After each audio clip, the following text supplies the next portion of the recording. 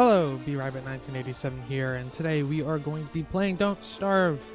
I'm going to be playing a modded playthrough, so just want to let you know that ahead of time, so that way you are not expecting anything along the lines of like tips and stuff like that, because these tips probably will not pertain to you unless you're using the same mods. I'm not using mods to make the game harder. I'm just adding more to the game to make it a little bit more fun. And we are going to be playing with a custom character, Puppy Princess. It's actually one of the more, how you put it, more feature intensive characters. Comes with a pet and everything like that, and there's a lot to it. She has a bunch of levels up to level 21, and as you level her up, she progresses, and she starts off pretty low and weak too, so it is actually pretty hard to start off with at first. So before we actually get into here and get into a new game, let me show you some of the mods that I have.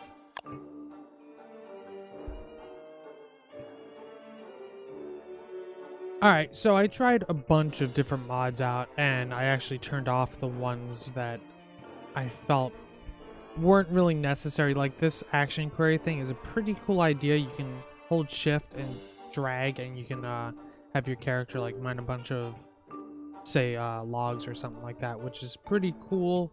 But I'd rather just mine the ones that I want to mine.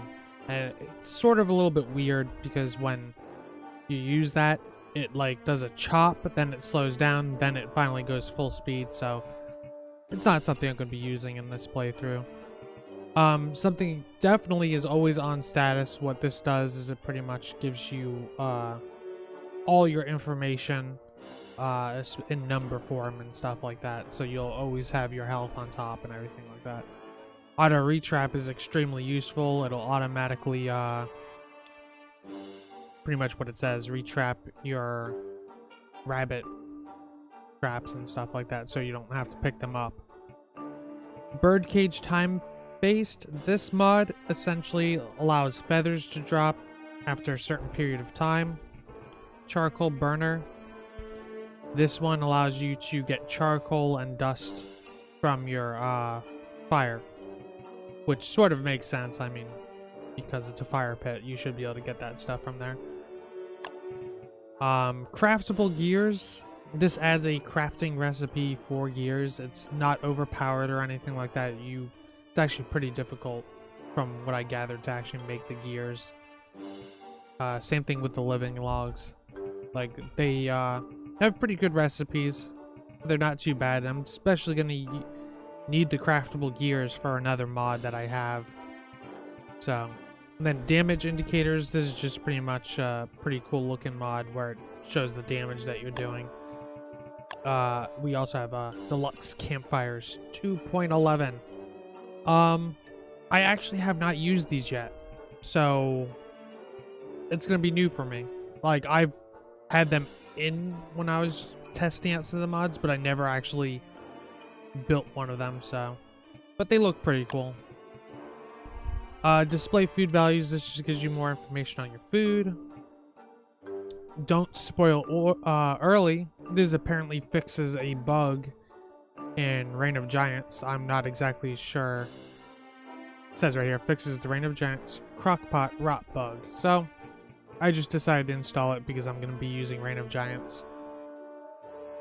Fix tooth traps. This just makes tooth traps activate much faster like they originally did in the previous versions. This I would have used followers all-in-one. It essentially gives you a little information about your followers and stuff like that, but it doesn't really work with the Puppy Princess character mod because of the pet. Like, some of the things will cause it to crash.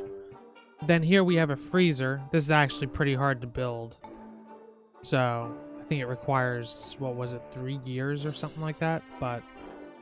And a bunch of other things. So, it's a pretty cool freezer. I'm going to actually have it set to increase food by 70% for perish time. Seems like a reasonable amount. Gem rocks, what this does is this actually gives you some rocks on the surface that'll give you gems and stuff like that, which I feel like I'm gonna actually put them all on common because I did it rare before and they were very rare, so just do a common. That should help a lot because the character Puppy Princess requires them to level up her weapons and stuff like that. Let's see, I did have other characters installed, but the Puppy Princess one definitely seemed the best. Geometric placement pretty much helps you place everything in nicely orderly fashion. So that should help make everything organized when we start building a base. Memory spike fixed. Apparently, it's just a fix. I installed it because I figured I might as well. Mini map HUD. It's a very, very nice map. Works great. More realistic honey. This makes honey essentially not spoil like it would in the game, because honey, like in real life, doesn't really spoil. So that's what this does. So it makes it more realistic. Now, mushroom and reed spawn. I think I might actually keep that activated. Oh wait, no, I'm gonna deactivate that. I downloaded this because some of these things can end up being smoldered during the summer and everything like that, but I'm actually going to have smoldering off for this playthrough, so I don't need to worry about that. No flower picking is actually a very useful mod. You know, when you if you use spacebar a lot and you hold it, sometimes your character will go over and pick a flower that you didn't want to pick. This will actually prevent the spacebar from doing that. You can choose which one you want to do it, but I have it set to where you actually need to mouse click on the flower to actually pick it. I had no overheating, but I don't think it worked. I tried this and I still was experiencing the overheating shader around the edges. I never got to a point where I was actually overheating, so I'm not sure whether or not it was working. So I just decided to take it off, and we'll just worry about that in the game when it happens. I'll try and figure out how not to overheat. This mod isn't really important. RPG HUD, this actually gives you a lot more storage slots. I have it set to, let's see, backpack slot. Yeah, it gives you extra slots, a backpack slot, an amulet slot. I have it set to 25 inventory slots, so it's a bit of an increase over the defaults, which is 15. So, gives you an extra 10. Then I also increased the storage for backpacks, and chests. So that should be useful, because that is definitely one of the biggest problems I noticed most people have, is storing things and everything like that, and having to make tons and tons of chests. Smarter Crockpot, this will just simply tell you what you're cooking. Pretty simple. And this is the mod that I was talking about where the gears will come in handy, the steampunk mod. The steampunk, everything in the steampunk mod requires gears. So the more gears, the better. The more things I can craft from the steampunk mod.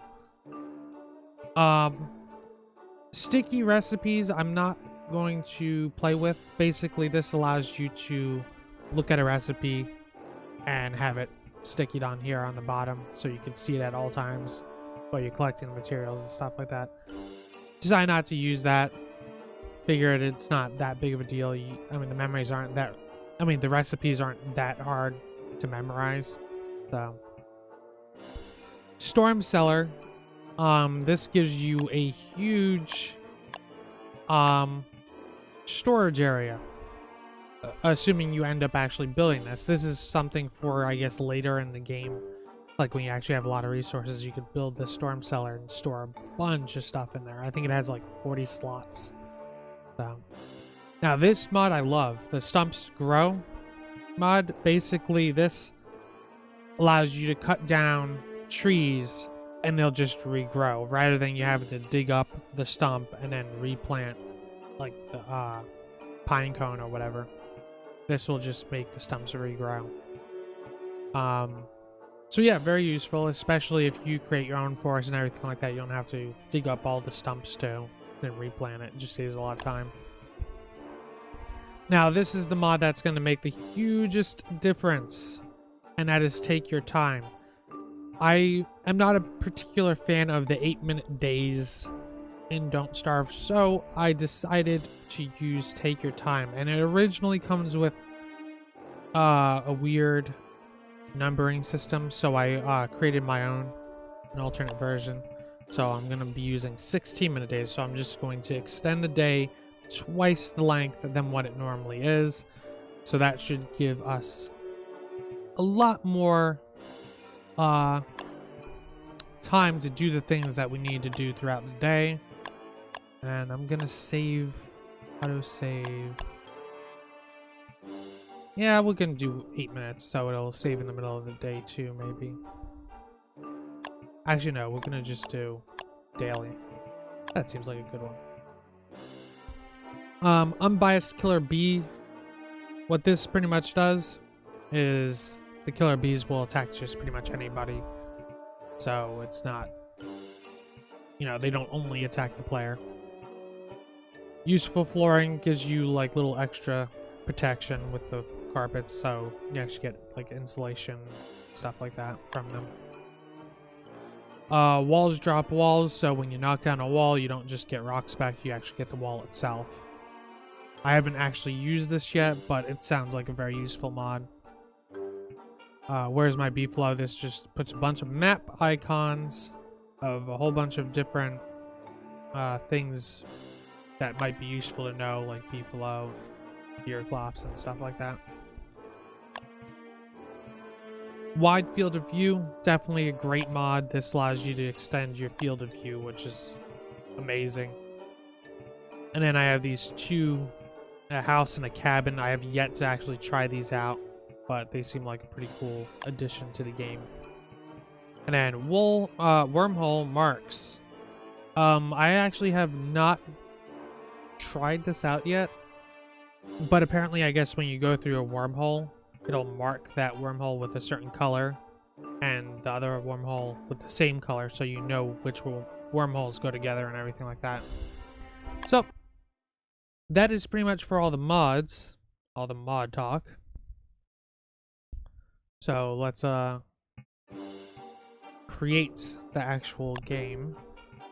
So we go here, we're going to be using Reign of Giants, character, Puppy Princess, apply.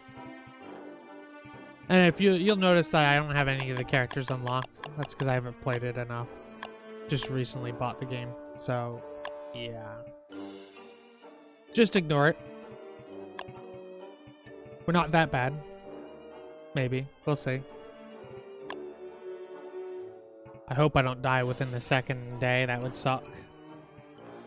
But let's see. We're gonna use the default. We're gonna use the huge world size, and everything else is pretty much gonna be default besides the rain, none, lightning, none, and smoldering, none.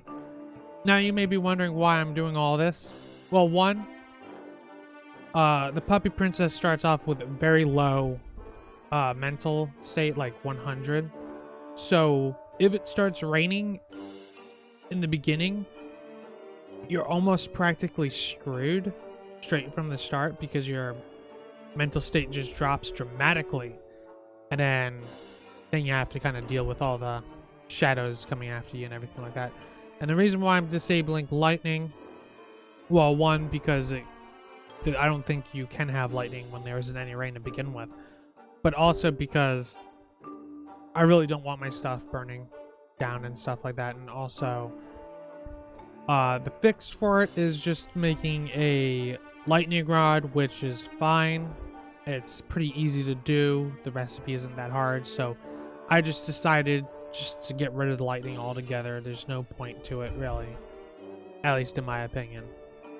I mean, it's not something... Lightning doesn't strike that often. But of course, this is a different world, so some of you may argue with that argument that it's a different world, but yes.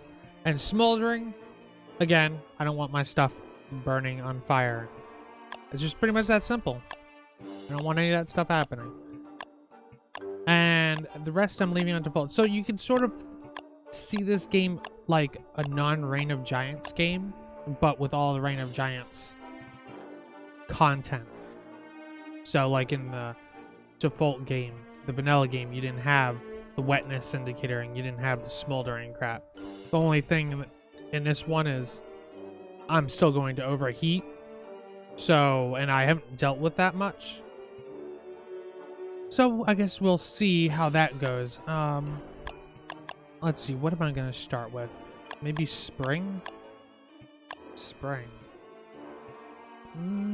Yeah, I think we'll start in spring and give you plenty of time before it hits winter.